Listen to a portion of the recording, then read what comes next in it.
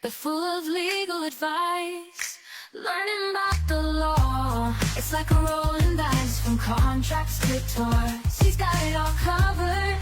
Attorney Marks, he's the legal expert, no other. I'm scrolling on Marks, he's blowing up your feet. Learn about the law, that's all we really need. He's got the knowledge, he's got the skills. I'm scrolling on Marks, he's paying all your legal bills.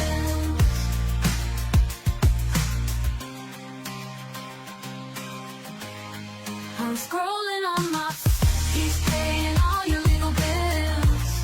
He's got the legal education, baby, yeah. He's the litigation expert, know him like the back of my hand.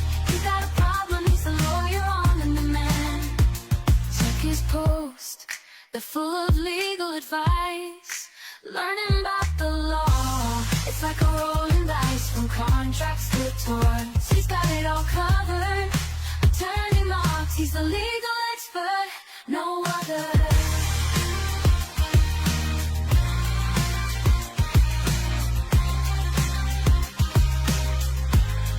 I'm scrolling on Marks, he's paying all your legal bills.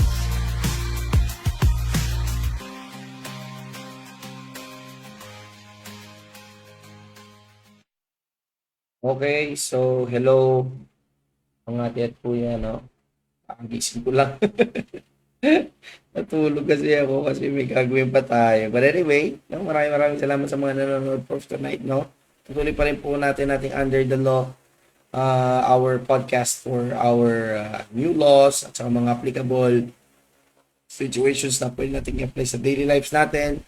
Mapasibil man yan or criminal man yan, labor man yan, tax man yan, sa abot ng ating makakaya.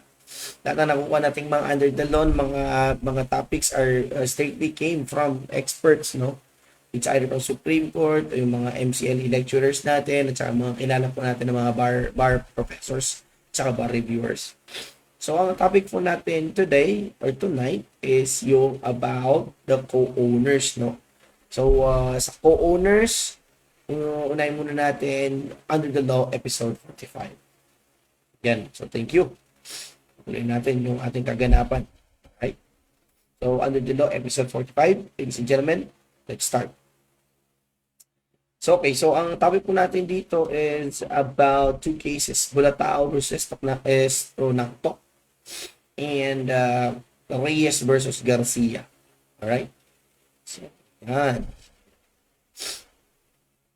So ito din sa 2019 case at saka 2020 case. Ano ba issue na dalawa? Kasi mabilis lang naman to eh. This talks about the co-owners. So dalawa to, may relationship itong dalawa. It talks about co-ownership. Ano ba ibig sabihin ng co-owner? Ang co-owner, in a very simple layman's term, is that kung merong property tayo, kumbaga, part ka na owner doon, partly ka na owner doon. So, let's say for example, in a case na may lupa, tapos ako at saka yung kapatid ko, bumili kami ng lupa. Pera niya, pera ko, combined forces, nag-fusion kami. Lagyan namin sa lupa, co-owner siya, co-owner din ako. Say for example din, pag in case na sasakyan, no? Si Mrs. yung co-owner. Ganun, no? Normally, siya yung co-owner kasi asawa ko siya eh. So, co-owner siya. In cases naman sa mga property, magmamana, example ako, may mga anak ako, tapos may property na pwede kong ipamana sa kanila by way of succession, no? On loan succession or inheritance. Since sila ay mga anak ko, at saka yung asawa ko, if I die, as a decedent, co-owners. Sila ay mga co-owners sa property kung hindi pa nila na-probate or hindi pa nila na-divide or dumaan sa extrajudicial settlement. So, co-owner siya. Tandaan nyo, co-owner. Another co-owner din is yung insofar as, example, mga company, no? Pinaggasto si A at saka si B, tapos yung company niya lumago. So, syempre, sila yung nagsimula, of course, co-owner sila. Alright? But please take note na yung co-ownership is not only talking about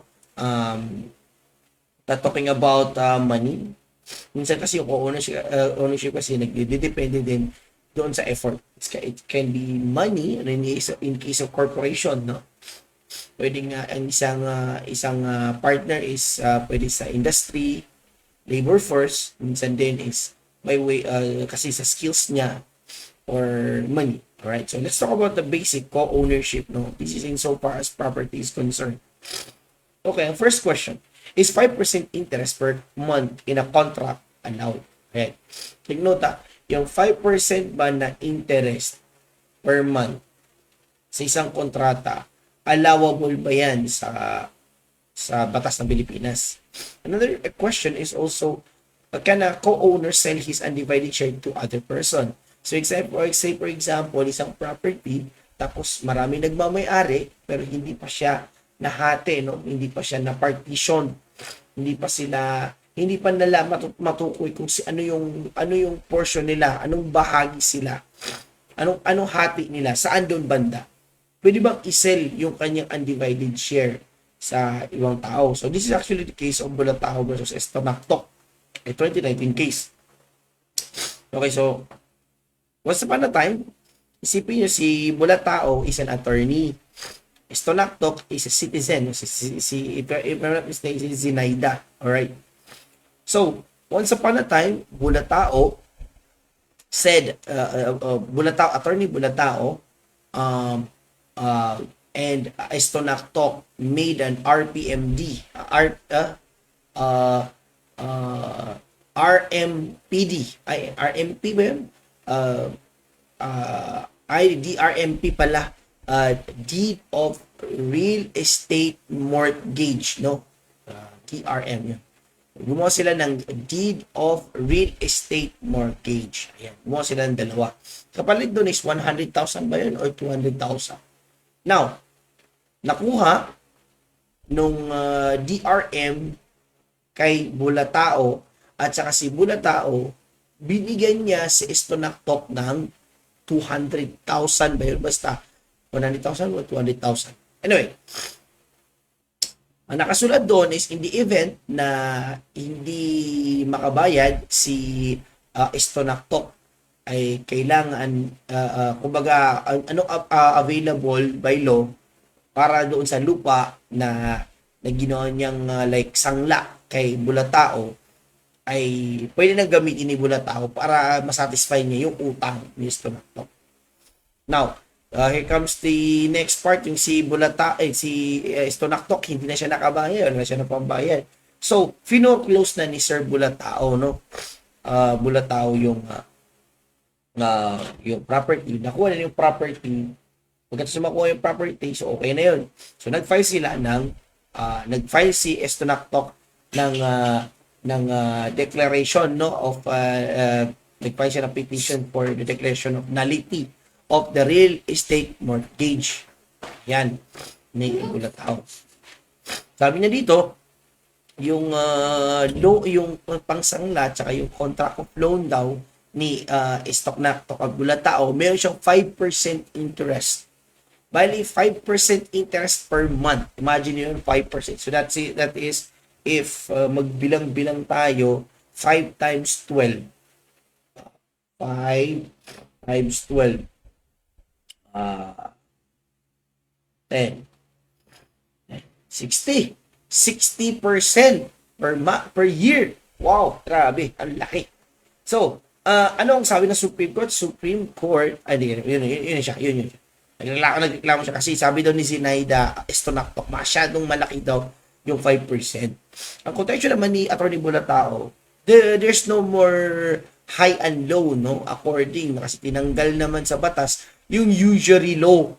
Yung usury law na kumbaga, pwede ka ng anything under the sun, pwede ka nang gumawa ng per month. Ang important is nag-agree kayo na parties insofar as the interest is concerned. Ikalawa, sabi ni Estonactok, dapat null and void yung contract of real estate mortgage kasi co-owner siya at saka si Zinaida meron pa siyang asawa. Ayan. So, meron siyang asawa, siguro walang consent si Zinaida Estonactok. Sabi niya is null and void daw yung real estate mortgage. Kasi daw, dapat sana is supposed to be silang dalawa mag-agree. Yan. Ano ba sabi ng Supreme Court? sabi ng Supreme Court, no, as to the 5% per month, 5% per month ha, that is 60% per year, Attorney Bulatao's agreement of voluntariness in his and Zinaida's agreement on 5% monthly interest cannot be sustained. So, hindi po sustainable. Bali daw, sabi ng Supreme Court, ito daw ay hindi daw okay. Hindi daw, cannot be sustained, cannot be allowed. Ayan, it's not valid, it's wrong. Ayan. Even it can be shown, this is actually in the case of Abela versus Abela, no? Kinuha din yung reference dito. If it can be shown that the parties have agreed to a monthly interest at the rate of 2.5%, this is unconscionable. So, you might be wondering and asking, Sir, paano naman yung 3% naman sa commercial, no? Especially conventional sa bangko. Now, this unconscionable word or itong 5% na o itong interest na per month to the per year, although anything under the sun, it is still a case-to-case basis. Ayan. Case-to-case basis to. Pero in the case of Abela versus Abela, at 2015 case, 2.5% is still an unconscionable. So, paano natin i-coincide yung dalawa? Siguro, maybe since it is it's a commercial bank, so they have more, since they're conventional bank, they are more regulated, no? Lalo na sa Securities and Exchange Commission, PDIC, Bangko Sentral ng Pilipinas. So, their interest is actually allowable by law. Pero if we're going to go back to a generic, no, especially a contract wherein there's an interest involved between parties, that is human being, tao sa tao, no, 2.5% is still unconscionable. Always use the word unconscionable, especially pag usapan na mataas yung interest per month. Yan. The willingness, ito case naman po sa 2000 na si Castro versus Tan, ang sabi naman dito, the willingness of the parties to enter into a relation involving an unconscionable interest rate is inconsequential to the validity of the stipulated rate. Ibig sabihin, kahit pumayag yung dalawa, especially yung ginawa ni citing the case ni Bulataw versus Estonactoc. Sabi pa ni Estonactoc before pa sila mag-agree, sabi ni Zinaida, kahit 10 or 20% pa rin per month, I will agree to the contract just to entice Attorney Bulataw to give that 100 or 200,000 pesos. But sabi ng Supreme Court, dito sa case ni Castro versus Tan, kahit pumayag pa ang dalawang parties, pero ang interest is unconscionable, it is still inconsequential and hindi siya valid even if it's a stipulated agreement. So, balik tayo sa case. Sabi ng Supreme Court, the imposition of an unconscionable interest rate is void ab initio. Ibig sabihin is wrong. It is already invalid, no, from the beginning. Void ab initio. Kumbaga, error na siya, wrong na siya from the beginning for being contrary to morals and the law. Okay, so take note po, meron po tayong usury law which is itinanggal na yung usury law. So, ganito sir, ano bang nagaganap sir? Pag example, yung 5% hindi nag-work, hindi na po pumayag yung Supreme Court na gamitin yung 5%. Lugi naman si Attorney Bulataw, di ba? No, don't worry, sabi ng Supreme Court, magagamit pa rin po natin yung Bangko Sentral rating, no, rates, which is 12% per annum. So, yung interest niya, instead of 5% per month, it will start from the beginning na nag-run yung interest at a 12% per year. Alright? That is 1% per month. Alright? Okay. Hopefully, nakatulong pula sa atin yan. Okay. Okay, so as to the co-owners undivided share, ito naman yung shares nila. Kasi, di ba sinabi ni Estonaknok dito nung nag-file siya ng petition for the nullity no, or declaration of nullity of the real estate mortgage kasi co-owner siya, hindi siya nakapingi ng permiso doon sa asawa niya kasi co-owner nga siya.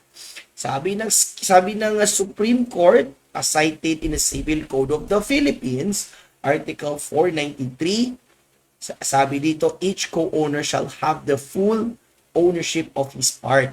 Yan. Each co-owner shall have the full ownership of his part, and the fruits and benefits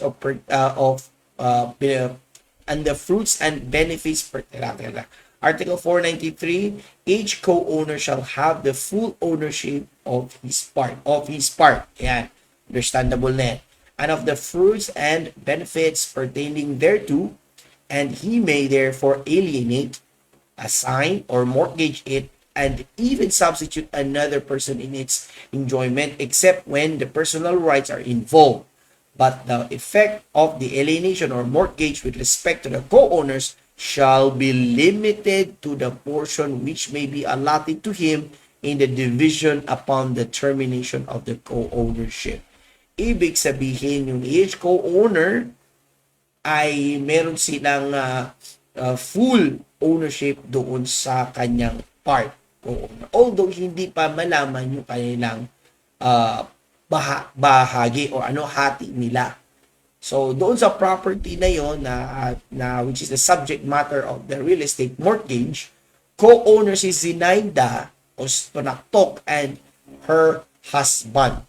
Although hindi pa ma-identify saan parte yung hati or yung part ng co-ownership property, no, doon sa property na yon, still pa rin, pwede pa rin niyang gawin yung kanyang full ownership of his part. Ibig sabihin, pwede niyang gamitin yung hati niya doon, pwede niyang i-assign, and also pwede niyang magamit at ibenta.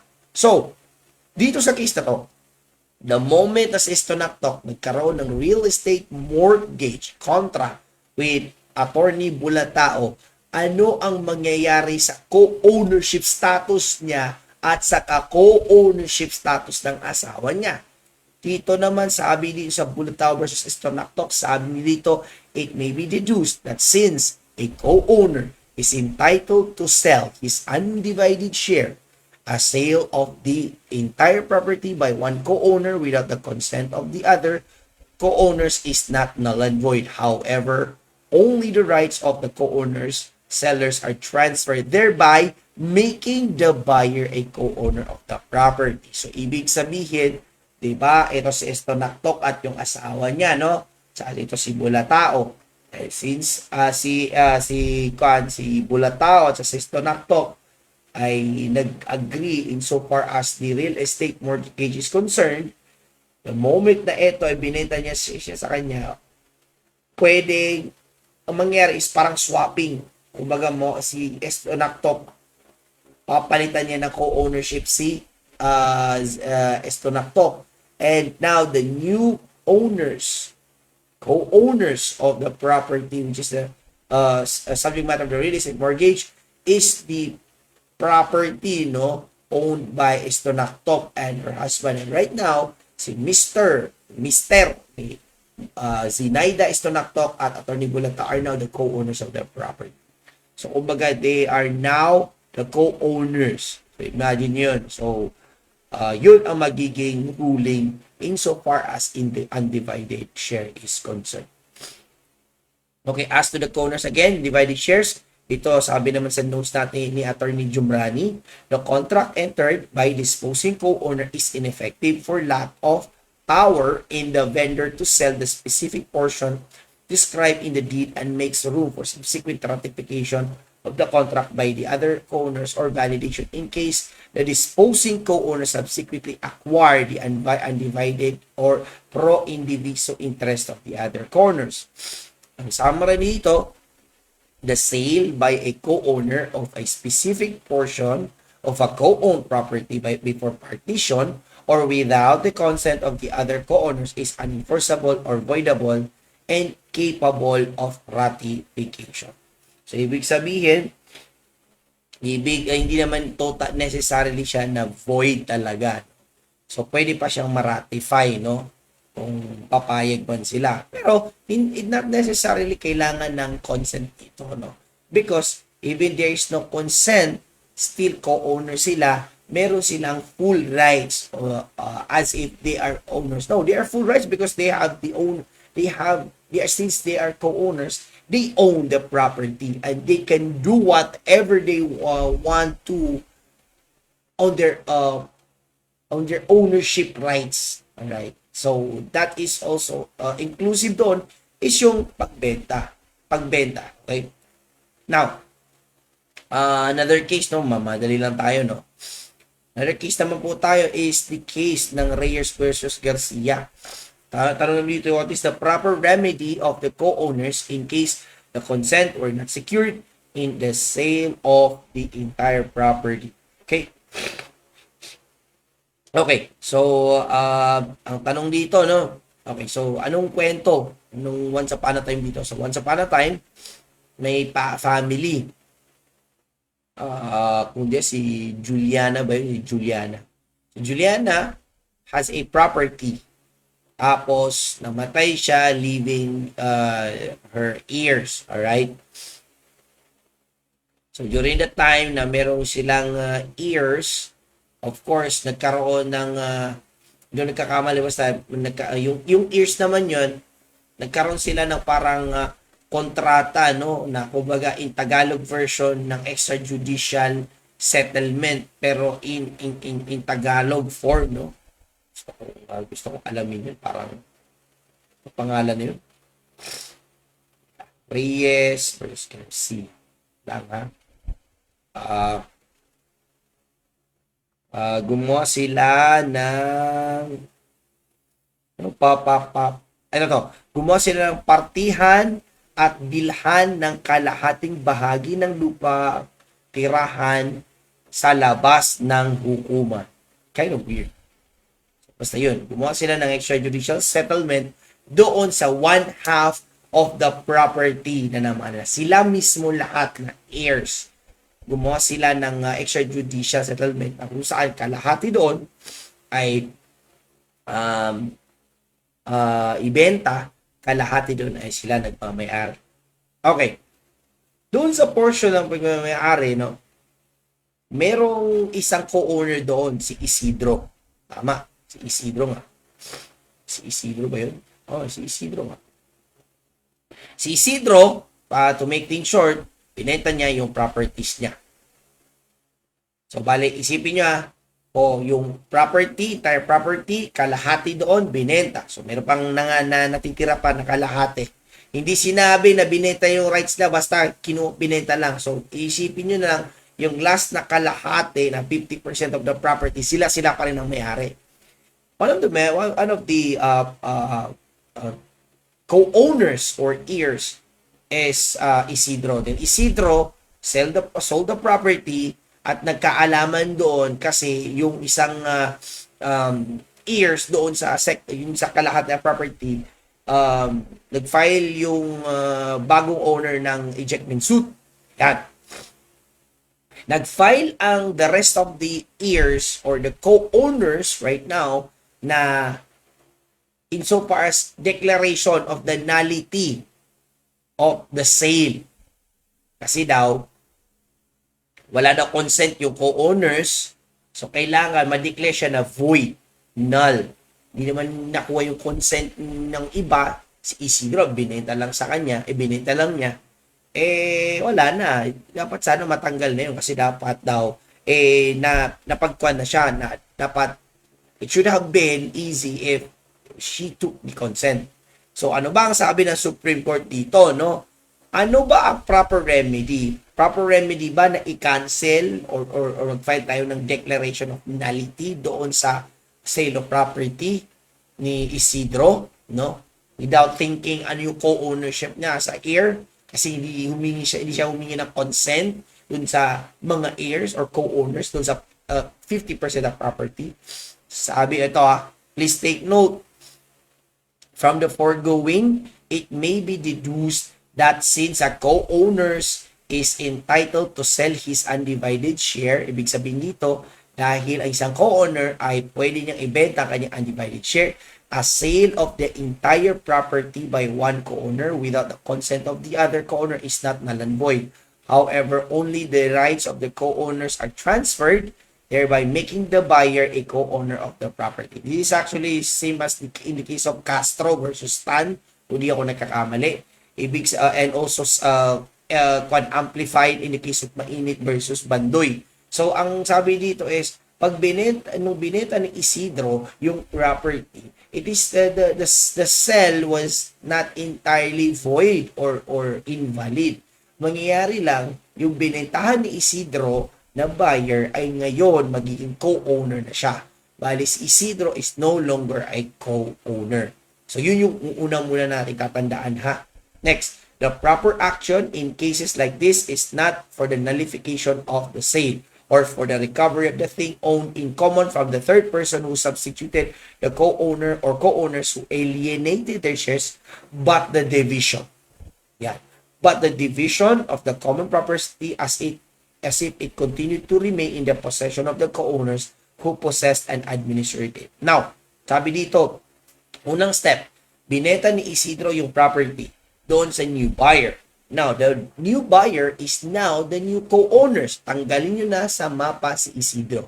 Na dahil meron ng new si buyer ay naging co-owners siya doon sa inherited 50% property, ang magandang solution dyan is instead na i-null or i-null and void, sabihin natin maling-mali yung pag-sell ng property. Ang kailangan lang gawin is division. Ano ang legal terminology ng division sa rules and under the law? Yun ay partition under Rule 69 of the revised rules of courts. As cited in Ramirez versus Bautista, thus it is now settled that the proprietary course of co-owners in cases where their consent were not secured in a sale of the entire property as well as in a sale merely of undivided shares of some of the co-owners is an action for partition under Rule 69 of the revised rules of court. Ibig sabihin, dahil si Isidro ay hindi humingi ng permiso doon sa kanyang mga co-owners, ang pwedeng gawin ng co-owners is mag-file ng action for partition para ma-identify kung sino-sino o ano ang mga bahagi or hati ng mga co-owners doon sa property. Now, which is the subject of this case, or wherein the property is the subject of the sale, okay, of Isidro. Okay. Neither recovery of possession nor restitution can be granted since the defendant buyers are legitimate proprietors and possessors in joint ownership of the common property claim. Ibig sabihin, walang liability yung bumili sa kanila. Just isipin nyo lang si Isidro ay isang co-owner.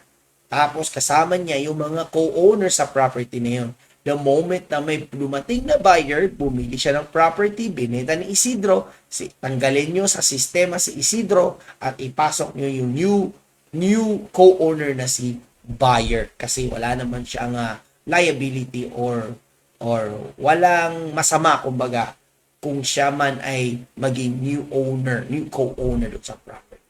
So I think that's it, no? Maraming salamat sa mga nanonood. And tune in for tomorrow's ulit, no? Siguro ganito same time, yung mga 9:30 or 9. But again, maraming salamat sa mga nanonood at sumusuporta sa ating Under the Law. Sana may natutunan po kayo. Again, ito po ang Huwes sa Batas. Sabi sa inyo na mahalin nyo ang inyong asawa dahil sila po ang tunay na batas. Bye-bye! I'm scrolling on my Facebook page, feeling curious, the turning months. He's got the legal education, baby, yeah. He's the litigation expert. No one like the back of my hand. You got a problem, he's the lawyer on demand. Check his post, they're full of legal advice.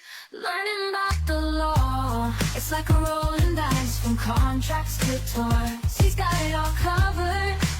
Attorney Marks, he's the legal expert, no other. I'm scrolling on Marks, he's going up your feet, learning about the law, that's all we really need. He's got the knowledge, he's got the skills. I'm scrolling on Marks, he's paying all your legal bills.